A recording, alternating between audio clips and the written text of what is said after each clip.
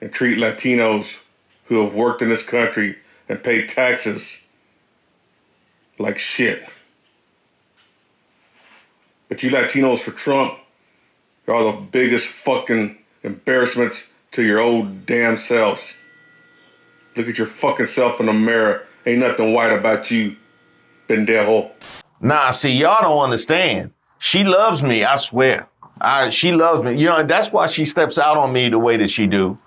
Yeah, because she doesn't want to bring all that extra energy and attention home because I wouldn't know what to do with it.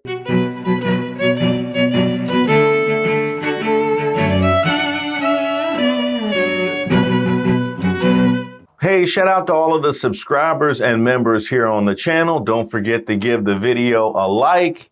I am Reese Waters, and this is Street Politics. Huh?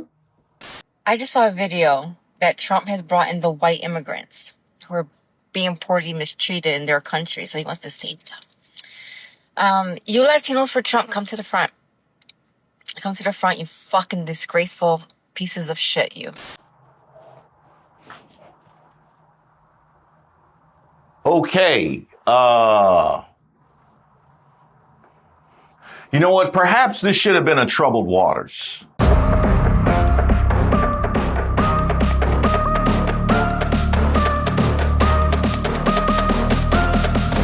Hi, my name is Reese Waters, and I'm troubled. Have y'all noticed how quiet the Latinos are on social media regarding these white Afrikaners getting refugee status? I see a lot of black folk defending Latino people on social media. In spite of what has been going on, I've been seeing a lot of black people on Latino people's side regarding what's going on with these white Afrikaners getting refugee status for something that isn't happening in their country. But I'm just wondering, why are y'all so quiet about this? Why are we louder than y'all? We shouldn't be louder than y'all. This is the problem. We should not be louder than y'all. But here we are louder than y'all. Wake up. It's a great video. Now, as somebody who posted content immediately after the white South Africans emerged and presented the rampant hypocrisy and nonsense that was involved in the justification, in the face of being told by a great number of Latinos that they were too good to be led by us, I second that video and that sentiment. Post-apartheid, one of the aims was to have a raceless society. Can that be achieved by having policies that are directly aimed at people's race?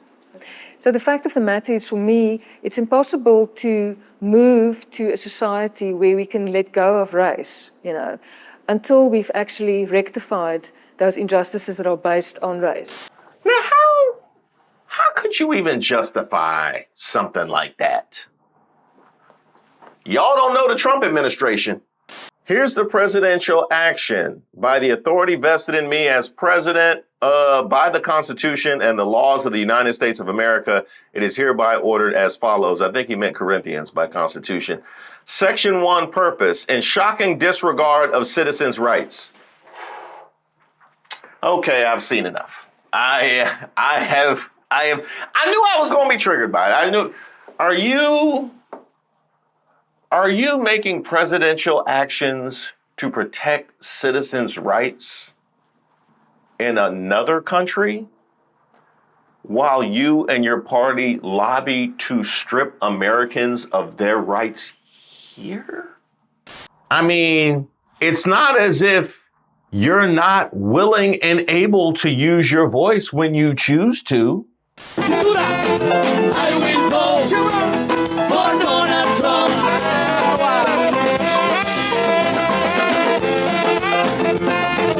I will vote conference in Doral Monday, Venezuelan Americans denounced the Trump administration and South Florida Republicans. More than betrayed.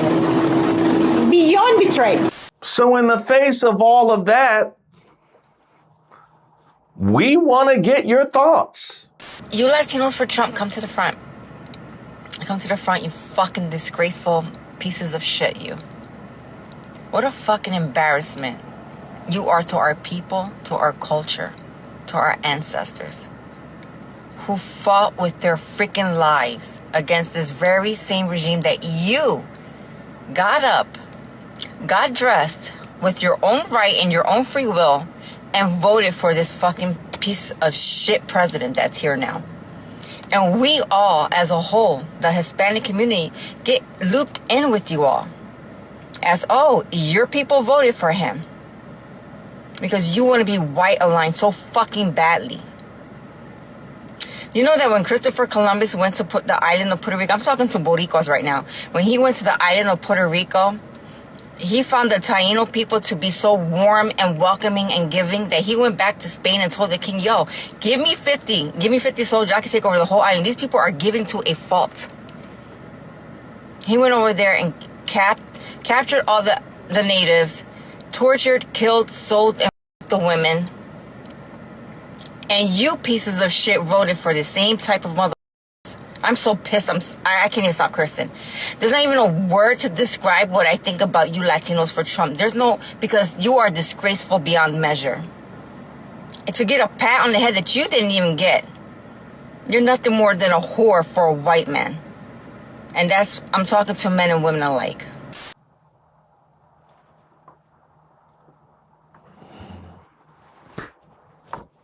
I mean, all of the evidence is there, right? And she came with receipts. And by the way, she wasn't done. I was speaking with a friend of mine who happens to be Hispanic female, and she was explaining to me how she went to her yearly checkup with her primary care physician, who happens to be a white male Trump supporter. She goes on, I let her talk, listen, I let her talk. So she goes on to tell me that she's talking to him and she's saying, she's asking him, do you regret voting for Trump? How do you feel, with all that's going on? And he goes, well, yeah, I am starting to regret it. You would think as a physician speaking to a Hispanic woman, he's going to relate to I'm against the women's rights being taken away, the defunding of medical research, things of that nature. No, he goes on to tell her his regret for voting for Trump was based on his 401k being depleted. Now, you would think, even if he didn't actually believe it, he would have the decency to humanize the struggles of the Latino community while speaking to not just a Latino woman, but a Latino client. Like she's your patient. You are getting her business. You would think he would at least have the decency to do that. He didn't even have the decency to do that. It didn't even occur to him. That's the kind of disregard and audacity we're talking about in bringing Afrikaners here while you're trying to strip away due process and habeas corpus. That's what we talk about. And I just looked at her. I'm like, why is your primary care physician a white male Trump supporter? All women are under attack with healthcare, but especially us Hispanic women, we are targets. The bullseye's on us. Like, we have to be smarter than this.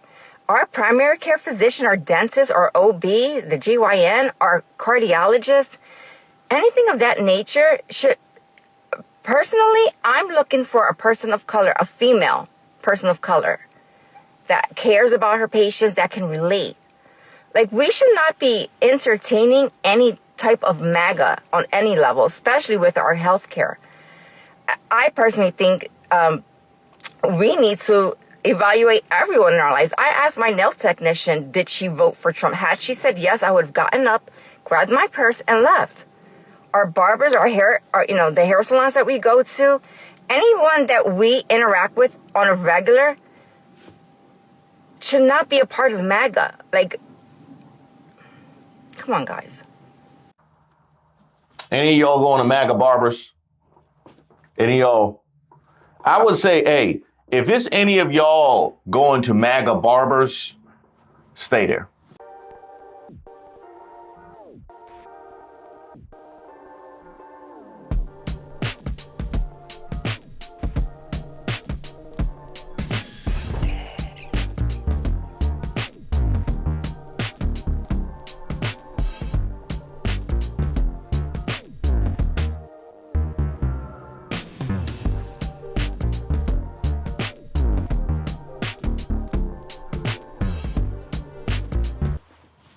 Stay there. No, because we need the content. We need the comedy. If there's any brothers out there going to MAGA barbers, please, not only do I want you to stay there, I want you to take lots of photos and videos and put them all over the internet. Tag me, would you? Did you see that white Afrikaners, the white supremacists of South Africa, are about to arrive in the U.S., and the U.S. government is using so much taxpayer money to help them out? I mean, remember, people lost their fucking mind when they found out that Latinos who were escaping atrocities were giving food, were given blankets, were given a night at a shelter to sleep. But they have no problem with the fact that the U.S. government is bringing Afrikaners, people who are actually wealthy and well off in South Africa. And the US government, on taxpayer money, is chartering a flight for them to get to the US. And when they get here, there will be food for the children. I mean, these white supremacists are getting housing, household items for the first 90 days, groceries, weather-appropriate clothing, diapers, formula, hygiene products, and prepaid cell phones. Now, I never had a problem if a refugee who is escaping atrocities, if taxpayer dollars were used to help out a family in need, people in need. But I am upset that white supremacists are being chartered into the US on my taxpayer dollar and being given housing, cell phones, food, clothing, when these are wealthy people who are just, again, white supremacists who don't want to live in South Africa because it's under a black-led government. So seriously, I want to hear from all those people who were angry and upset that Latinos were being given some money, a little bit of food, some days in a shelter. I want to hear from the people who were upset about that. Are you still going to be upset about this, or was it really just like everyone else? You were just angry that people of color were getting help but are totally fine when white supremacists are getting the red carpet to come to the U.S.? Okay, now he was 1,000% right in pointing out the level of hypocrisy. We're talking about our taxpayer dollars. What part of America First? Oh, what part of America First is that, right? You know, we got to have strong borders, you know, for some. You know what I mean? It's kind of like going through the subway. Like it opens and closes. So you approach it, and then we do like a paper bag test, and then you flunk the paper bag test, then it stays closed. But then if you pass the paper bag, it open right out. You know what I mean? Hey, you are a lucky winner, something like that. Now, I do have issue with you characterizing them as wealthy. The Afrikaners that are leaving for America are broke. They don't have money, these guys. So you don't need to worry that, we're losing voices that keep private schools open, having great private hospitals. Those are not the Afrikaners that are leaving. These are Afrikaners that are unemployed, and they believe that BE has caused them to be unemployed, and that now, essentially, all the different policies that have been put in place prioritizes black people more and has now left them behind. Those are the people that are leaving the country. What we are talking about are people that were unable to generate, sustain, preserve, and pass on wealth while benefiting from a system whereby they have 80% of the land and resources at just 8% of the population. They are 10 times outstripping their population size in terms of how much of the wealth. I believe it was 20 times? Is it 20? They have the 20 times the wealth of Black South Africans? I have to look that up. But like matter of fact, I had it in my last video. Today, some 3 decades after racial segregation officially ended in the country, Black South Africans, who comprise over 80% of the population of 63 million, own around 4% of the private land. 4%. So that's who we decide to bring in. And to the brother's other point, these are the people who blame the policies and they benefit blacks, and that's why they haven't been able to get ahead, and that's why they're unemployed. And to be honest, they might fit in, actually. They might actually, that is the most American thing I have heard from them yet.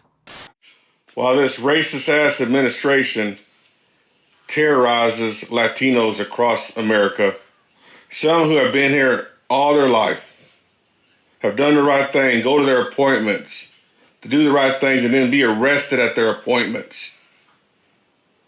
And then some who just go to work and live their daily lives day by day, graduate from high school, go to college, not committing criminal acts, working jobs and paying taxes like everybody else. Yet this administration, their racist ass thugs, go and kidnap these people, terrorize their kids, make their kids cry, and then we're going to welcome open arms these people right here. If this ain't all out racism, I don't know what is. Sickening, man. Sickening.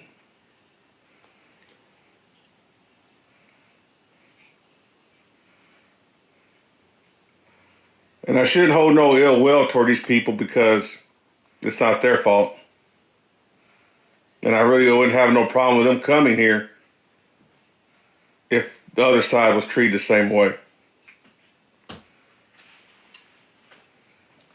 But this is about what it is. Make America white. And treat Latinos who have worked in this country and paid taxes like shit. But you Latinos for Trump, you're all the biggest fucking embarrassments to your old damn selves. Look at your fucking self in the mirror. Ain't nothing white about you, pendejo. Fuck Donald Trump and fuck his racist ass supporters. Now, I totally get that sentiment. That was very magnanimous of him, what he said about the white South Africans. That was more than I was willing to say, but touche.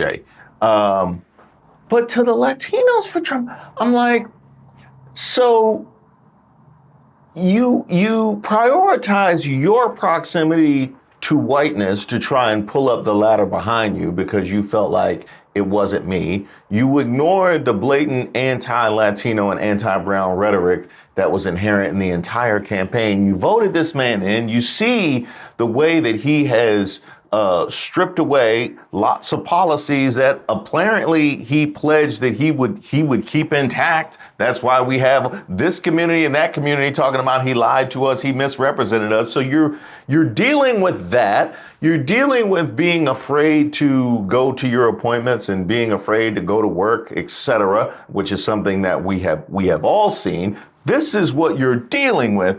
And then when you see that there are white South Africans that are welcomed in with open arms, you don't even have the decency in that moment to advocate for yourselves.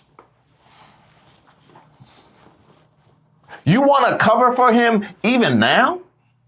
Nah, see, y'all don't understand. She loves me, I swear. She loves me. You know, that's why she steps out on me the way that she do. Yeah, because she doesn't want to bring all that extra energy and attention home because I wouldn't know what to do with it. You know what I mean? I wouldn't know what to do with her affection. That's why she has to get her affection out, you know, in the streets. That's what that is. So white South African refugees arrived to the United States this week. Their refugee status is also kind of weird, but we'll talk about that another time. Today, let's talk about their treatment, their portrayal. They are even greeted by a representative from the United States. Here they are all beat up from their hard journey here, but listen to what he says, because it's very telling. Welcome to the United States of America. It's such an honor for us to receive you here today. I want you all to know that you are really welcome here and that we respect what you have had to deal with these last few years. We respect the long tradition of your people and what you have accomplished over the years. And I am sure that you will be successful. As you know, a lot of you, I think, are farmers, right? When you have quality seeds, you can put them in foreign soil and they will blossom, they will bloom. And we are excited to welcome you here to our country where we think you will bloom, and we will hopefully allow you to have fulfilling lives for your children, and then we will bloom and we will benefit alongside you. So thank you very much. He called them quality seeds. I guess the rest of us that don't match that complexion are not. Almost like they're sympathetic to one group, but the others they just call illegal aliens and tell them to go back to their country. It's almost laughable how welcoming they are and how different the treatment is. Here's where the story gets better. Here's where I say that they had the complexion for protection, because these white South Africans are descendants of mainly Dutch and French colonial settlers who first came to South Africa more than 300 years ago. They were at the heart of the apartheid government that systematically oppressed non-whites. Yeah, they're the ones who get to come here on an air-conditioned plane, walking through the airport, welcome to the United States, given flags for a fucking photo op. Meanwhile, the Afghan refugees who helped the U.S. military during the U.S. military operations in Afghanistan are in dangerous limbo after the Trump administration ordered a pause on the refugee resettlement program. Meanwhile, this is how black Haitian immigrants are welcomed to the United States. Meanwhile, other refugee populations that are non-white, this is how they come to the United States. I'm not saying that motherfuckers gotta look like their story or look like they struggled, but there's a clear differentiation between people who have valid concerns, valid refugee claims, and seeking asylum versus these motherfuckers that are coming in shorts and look like they're well-fed and look like they have good clothes on their fucking backs. And if you really want to deconstruct all the fucking hypocrisy all the fucking way, why is it that the reason that the U.S. refugee resettlement program was scrapped was because the refugees were competing for resources against Americans, yet the literal website that's helping them resettle into the United States is openly saying that these white South Africans are going to receive financial assistance, a one-time federal grant, $1,275 per person, cash assistance, supplemental nutrition assistance program, food assistance, food stamps, housing assistance, medical assistance, work and employment support. And to top it all off, they won't have to even prove that they were being persecuted. The complexion for motherfucking protection. Y'all need to see more? I'm just trying to figure out if the Latinos for Trump need to see more, because your own people done called y'all out. You know what I mean? You go ahead and find y'all phones or get them cut back on. Like, I don't know what the situation is going on. And by the way, there is also something, because I try to have a little bit of something for everybody. So for the rank and file MAGAs, who have also been kind of quiet about this, I haven't heard a whole lot. I got something for y'all. I got a little something for y'all too. This is for the Americans. If you're not an American, feel free to watch, but please try and get it to the Americans. My name is Bianca van Wyk, born in South Africa, live in South Africa. Today you will be welcoming the so-called white Afrikaans refugees. They are there based on an offer made to them, which I must say was informed by disinformation about South Africa. Now, I've seen a lot of takes on who Americans think they are receiving.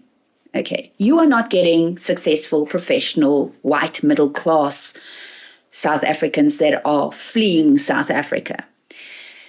The people you are getting are the people that believe that there is discrimination against them based on their race. Keep in mind, we live in the most unequal country in the world. We have, for instance, 70% of agricultural land and agricultural holdings are owned by white South Africans. 62 to 68% of top leadership positions in corporate are filled by white males. There is a huge salary disparity between white South Africans and the rest of the population. And there are a number of other indicators which shows you that this story of discrimination based on race is false. Another thing that I wanted to say is that you will get certain so-called refugees that have experienced crime. However, in South Africa, no one is exempt. These people that you are welcoming assume because they're white, they should not experience crime. The people most affected by crime in South Africa happen to be black people that live in poverty. So as you open your doors and welcome people, and you're going to get a lot of information and disinformation from these people, please do keep that in mind. Oh, I also would like to say all the best and good luck to the Americans. Of sponsoring a family that is fleeing South Africa due to the white genocide. I am not going to let a white group of people suffer and not help them because I've been bullied into not giving a shit. That ain't me. Wrong dude. Don't care. These people want to be Americans. They don't want to be South Africans anymore because that country was given over the minute that fucking cocksucking communist Mandela was let out of prison. They're going to live in my house and I'm going to fucking feed them and take care of them. Suffice to say that I got involved in the abuse of the minority white race in South Africa a couple of years ago, got heavily involved. Ultimately ended up sponsoring a family of 4 and helped facilitate them from Africa. And obviously, it turned out bad. They did play me, and they admit, in fact, that was one of the things they said was they're bragging about how they played me like a sport game. I spent over $30,000 in that 11 months in money and fed and clothed them. So I might be stupid enough to have fallen for that because I thought with my heart instead of my head. You know what? They cost me a lot of money when they were here, suck and parasite and use people. And then when they're done, they just fucking, go on to the next fucking victim. When they talk to me, it's like, hey, we're a good family. We own a business and we're hardworking people. And, when we get to America, the way we'll pay the rent will be, we'll work for you guys, all right. If anything, we had to work 10 times as hard just to fucking take care of these people. I mean, in 11 months, I got my grass cut 3 times. One time ended up being in a huge argument. Everything free. Lay around, watch TV, and watch fucking movies for 11 months and chain smoke cigarettes and don't do a god. Now, I'm just going to skip past the part where you went and imported yourself white South Africa. Like, what in the whole MAGA movement about America first? We don't need to be getting involved and all. And you went and did this of your own free will. And you did this at a time when you guys were arguing that we were overrun with refugees. That's what you decided to do. So if I understand, it's America First plus what? The white diaspora? Is that what it is? Like you just put on polka music and see what they do with it, and then they're welcome to come. Like how does that part work? But yes, you are correct. To the FAFO that befell him, far be it from me to kick a man while he's down. He looked like he was taking that hard enough. But let that be a lesson to the lot of you when you decide to interact with these folks. And I know you probably will find a lot of common ground by virtue of the reasonings they have for wanting to flee South Africa and the policies and all. I'm sure you will find a lot. I'm sure they will jump up on the black fatigue hashtag in no time. So you can definitely look for them there. I just want you to keep that in mind. But for the Latino community, and I applaud those of you that had the honesty to speak out about this and call out your own and hold your own accountable. But the one thing that he said that really stuck with me is how, it was the first clip that I ran, how we are louder than you are about this. Now, why would that be? Why would that be? Because in the same vein that I talked about how all the things that you have dealt with pre-election, then post-election, and seeing this, and you still have the decency to cover for him, yet here I am talking about the conditions and calling balls and strikes despite what was communicated to us about our value as leaders. Yeah, you don't just need to address that. You need to address us as well. Yeah, because your silence needs to be explained. This is an unexplained absence you going on right now. Usually the unexplained, this is no call, no show. No call, no show. So I don't want to see y'all back at the job until we get and I want it in writing too. I don't know, don't just jump on TikTok. I want it in writing. Thank you guys so much for watching the video. Don't forget to give us a like and a share if you are so inclined. And I know a number of you guys are not subscribed. And I know that because it tells me. I can go right there and it tells me how many are not subscribed. And I feel like if I'm subscribed to magazines in 2025, which was not intentional, I don't know why they be showing up to my house, but I am subscribed to magazines in 2025. I invite you to subscribe to the channel. It costs you nothing. All you got to do is hit the button. I dare you. I double dare you, mother. And I want to give a special shout out to all the members who joined our last members live. It was a bit impromptu last minute, but y'all showed up and showed out. But then the early 90s though, the early 90s, what you want to do with rayon? What you want to do with rayon party shirts and hammer pants? And if you want to join the fun, there is a link to membership in the description box to all the videos where you'll see options for shallow water and deep water and troubled water.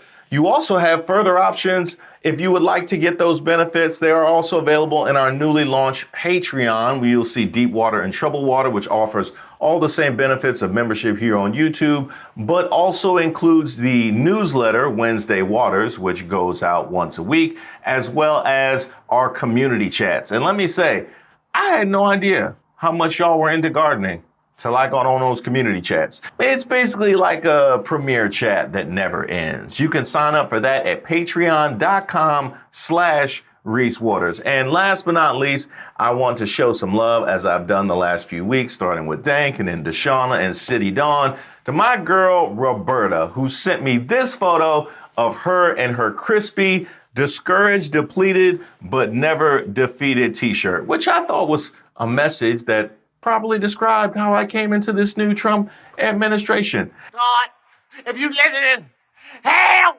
I can't take it no more. And yet we soldier on. You can catch that as well as a lot more other options of merch available on my website, reesewaters.com. But I gotta thank Roberta as well as all of you for showing so much love to the channel.